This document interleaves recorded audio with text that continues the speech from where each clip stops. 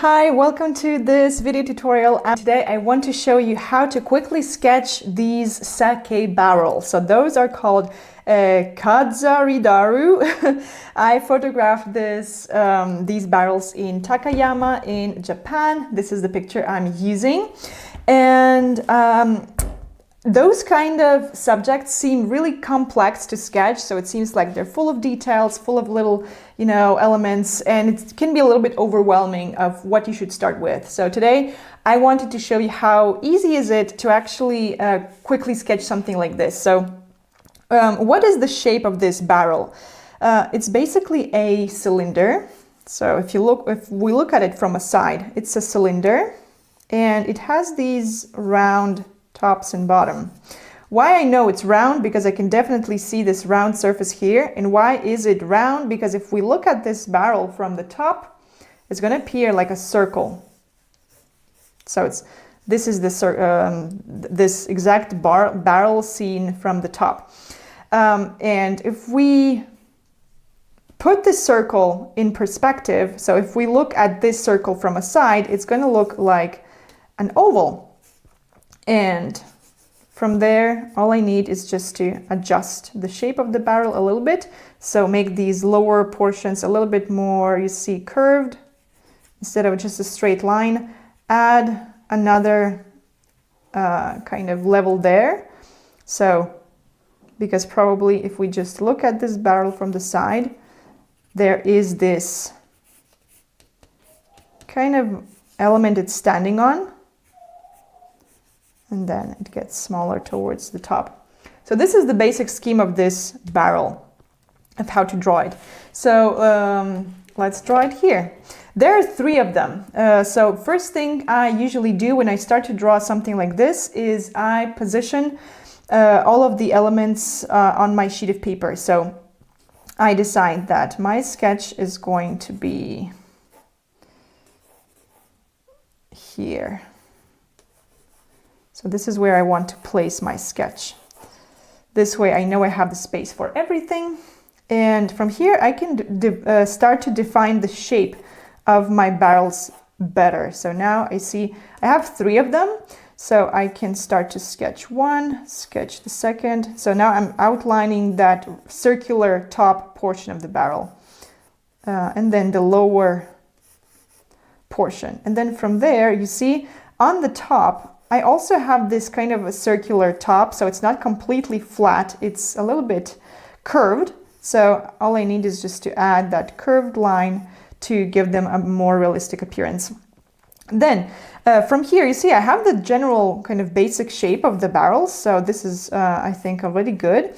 Now, what is the typical detail about these barrels? Usually when I want to sketch something quickly, I ask myself, what makes these things look like they look? And I think a very typical thing are these ropes. So we have these ropes on the sides of the barrel.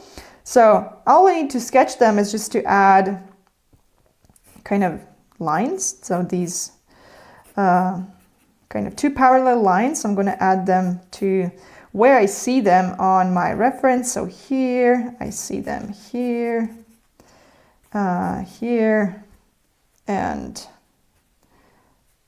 one is like kind of hiding there on the left side. So something like this. And then I see more ropes. For example, I see those that are somewhere here not in the middle, but towards the top area of the barrels. So this is going to be enough. And then I also want to have some area for a shadow. So somewhere like here, I'm going to add the shadow. So right now I have a very basic sketch of my barrels. And there are two options of what you can do. You can start to color them with watercolor, or you can give them details with a micron pen.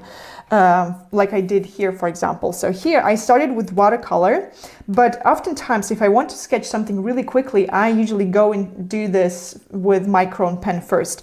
I could have also done the whole drawing with the micron pen as well since the beginning. This would save me even more time, but for the sake, of showing you how you can also start with pencil. If I was adding some details with micron, I would just go on top and add See these lower elements, the ropes. So now I'm going to give the details to the ropes. So see, for the ropes, I have this kind of a zigzag pattern. So just adding these tiny lines there. Maybe even outline the sides a bit better. Those middle ropes. Some ropes here.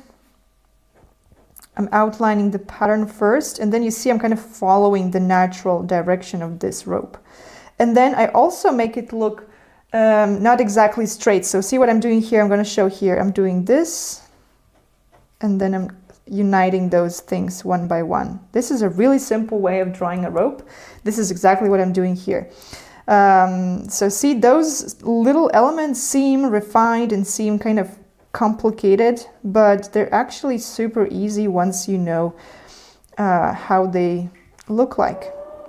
And it does not have to be exactly like on the reference picture. So my opinion is that in sketching, we're not trying to replicate the reality exactly the way we see it. We're rather trying to make the drawing look believable. So we want it to seem like it's something, but not necessarily give all the details and, you know, show all the features of the object. So in my experience, if you manage to show the main features, the most typical features of the subject, that is oftentimes enough for your sketch to look interesting and realistic. So right now you see I'm adding some of these ropes on the top, and you see I'm not caring that much. So I'm kind of looking at the reference picture, trying to you know, capture what I see, but I'm not hyper focused on getting it exactly the way I see it. So again, just creating the illusion of something. And once I have this, I can start to give these barrels some details with watercolor. But another thing I can do is also finish the line work first. So right now I was working with 0.1 micron pen. I can also work with a brush pen. So the really cool thing about microns are that they're waterproof. So I can then go on top and add some color to these barrels without making the brush pen bleed. So it's actually really easy. I'm going to use this brush pen to imitate the lettering here. So I'm not going to be super precise about the lettering. I'm just trying to imitate how it looks. And a really cool thing about this brush pen is that it gives me that exact effect that I have on the reference, which I think is awesome. So you see I'm kind of eyeballing where these letters are. Maybe some of them are bigger or smaller, but again, I don't care that much. In sketching, our main goal is to make something look again, believable enough to understand what is it. So, and again, the brush pen I think gives a really cool kind of effect. See, it really looks like a brush. And this is probably it. I will maybe add a few details here to show that drawing on the right side. I also have colored microns. So colored microns are really cool as well. I have a few sets of colored microns, and in today's video I'm going to use the red one. They're also waterproof, so this is what is really cool about them. I'm going to show you. So this is also 0.1, and I can use them to add some of those red details. Again, for the red details, I'm also not going to go super crazy in terms of details, just add some, you know, scribbles and again, make this illusion that something is there, like a drawing or something. So see, just added this. Then I may also want to add these text boxes. So I see they're also red. So I think they look kind of cool. And I'm not going to try to write what is written there. I'm just doing a few scribbles, see?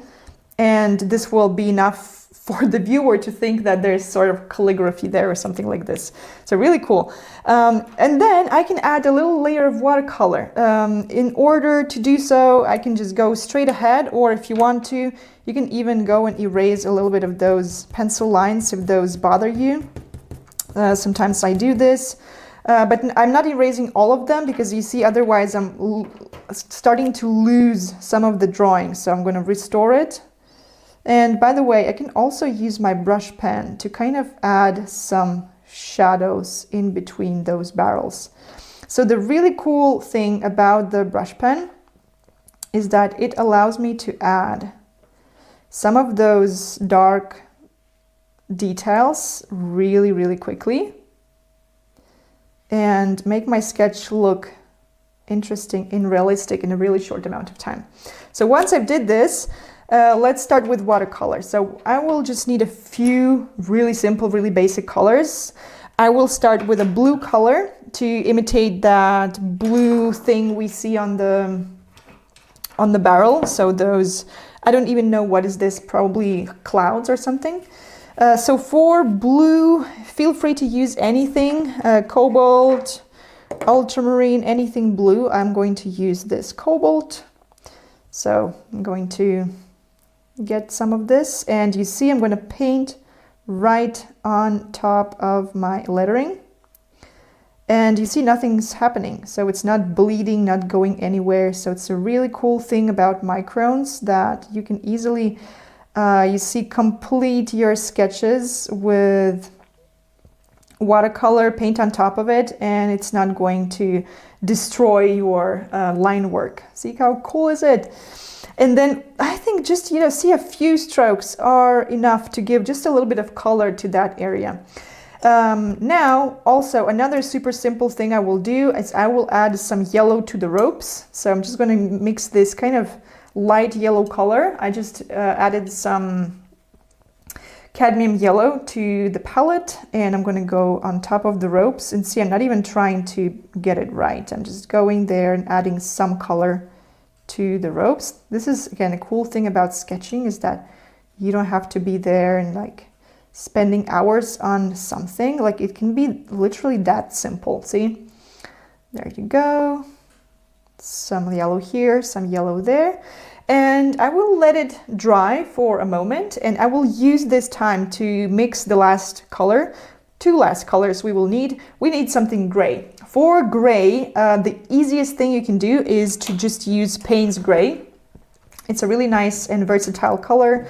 I use it often. So this is Payne's Gray and some water. So I want to create one light gray mix and another mix that is darker. So to create a darker mix, I just add more pigment and less water.